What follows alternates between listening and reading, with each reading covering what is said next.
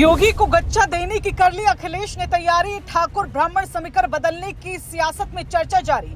अखिलेश की नई चाल से बृजभूषण राजा भैया भी हैरान, क्या कामयाब होगा नया दाव। पीडीए के साथ अब सनातन की बात, योगी सरकार क्यों हुई परेशान। क्या अखिलेश की सियासी रोड मैप से बदलेगी मिशन 27 की पिक्चर। अभी से कटी यूपी से दिल्ली तक गदर, पता लगी बड़ी खबर। राजनीति में वही आगे निकलता है जो बदलते माहौल को समय रहते पढ़ ले। उत्तर प्रदेश में भी अब सियासी लड़ाई सिर्फ नारों की नहीं बल्कि वोटों के नए गणित की होती दिखाई दे रही है, क्योंकि कभी पीडीए को सबसे बड़ा राजनीतिक हथियार बताने वाली पार्टी अब सनातन आस्था और धार्मिक पहचान से जुड़े संदेशों पर भी बराबर जोर देती नजर आ रही है। अखिलेश यादव अपने सार्वजनिक कार्यक्रमों में खुद को हनुमान भक्त, भगवान कृष्ण का भक्त और भगवान शिव का उपासक बताते दिखाई दे रही है। पार्टी की सभाओं और अभियानों में भी धार्मिक प्रतीकों का इस्तेमाल पहले के मुकाबले ज्यादा दिखाई देने लगा। राजनीतिक गलियारों में चर्चा है कि 2027 के विधानसभा चुनाव से पहले समाजवादी पार्टी अब उन वर्गों तक भी अपनी पहुंच बढ़ाना चाहती है जहां अब तक बीजेपी की मजबूत पकड़ मानी जाती रही है। सवाल यही है कि आखिर इस बदलते हुए अंदाज के पीछे क्या सिर्फ संदेश बदलने की कोशिश है या फिर इसके पीछे पूरा चुनावी गणित काम कर रहा है। चलिए जानते हैं। दरअसल यूपी का चुनाव सिर्फ नारों से नहीं बल्कि सामाजिक समीकरणों और वोट प्रतिशत से तय होता है। प्रदेश में करोड़ों हिंदू मतदाता चुनावी नतीजों की दिशा तय करने में बड़ी भूमिका निभाते हैं। विधानसभा की बड़ी संख्या ऐसी सीटों की है जहां हिंदू मतदाता निर्णायक स्थिति में है। यही वजह है कि राजनीतिक विश्लेषकों का मानना है कि कोई भी दल सिर्फ अपने पारंपरिक वोट बैंक के भरोसे सत्ता का पहुँचने का जोखिम नहीं लेना चाहता। समाजवादी पार्टी भी अब अपने पुराने सामाजिक आधार के साथ साथ उन मतदाताओं तक पहुंचने की कोशिश करती दिखाई दे रही है जो पहले उसकी प्रभाव क्षेत्र से बाहर माने जाते थे।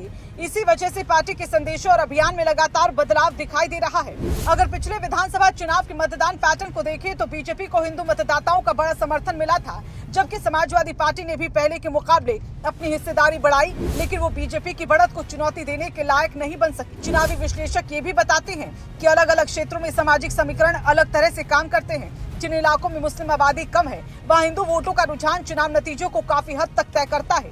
वहीं जिन सीटों पर मुस्लिम मतदाता ज्यादा हैं, वहाँ अलग चुनावी तस्वीर देखने को मिलती है। इसी वजह से समाजवादी पार्टी अब उन इलाकों पर भी खास फोकस करती दिखाई दे रही है जहाँ उसे पहले अपेक्षित समर्थन नहीं मिल पाया था। राजनीतिक गलियारों में चर्चा है कि ठाकुर ब्राह्मण और अन्य स्वर्ण समुदायों के बीच अपनी स्वीकार्यता बढ़ाना भी इसी रणनीति का हिस्सा माना जा रहा है।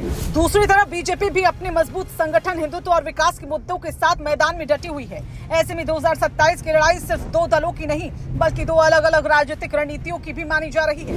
एक तरफ समाजवादी पार्टी अपने सामाजिक आधार का विस्तार करने की कोशिश में जुटी है तो दूसरी तरफ बीजेपी अपनी मौजूदा बढ़त बनाए रखने के लिए लगातार सक्रिय है। यही वजह है कि प्रदेश की राजनीति में हर बयान, हर यात्रा और हर राजनीतिक संदेश को अब चुनावी रणनीति के नजरिए से देखा जा रहा है। अब सबसे बड़ा सवाल यही है कि क्या समाजवादी पार्टी की बदली हुई रणनीति वास्तव में हिंदू मतदाताओं के बीच उसकी स्वीकार्यता बढ़ा पाएगी। क्या पीडीए और सनातन जैसे दोनों संदेश एक साथ चुनावी मैदान में असर दिखाएंगे या फिर बीजेपी अपनी मौजूदा बढ़त को बरकरार रखने में सफल रहेगी। इसका जवाब तो 2027 का चुनाव ही देगा, लेकिन इतना तय है कि उत्तर प्रदेश की राजनीति अब एक नए मोड़ पर खड़ी है जहां हर दल अपनी पारंपरिक वोट बैंक से आगे निकलकर नए सामाजिक वर्गों तक पहुंच बनाने की कोशिश कर रहा है। इसी वजह से आने वाले दिनों में सियासी मुकाबला पहले से ज्यादा दिलचस्प और रणनीतिक नजर आने वाला है।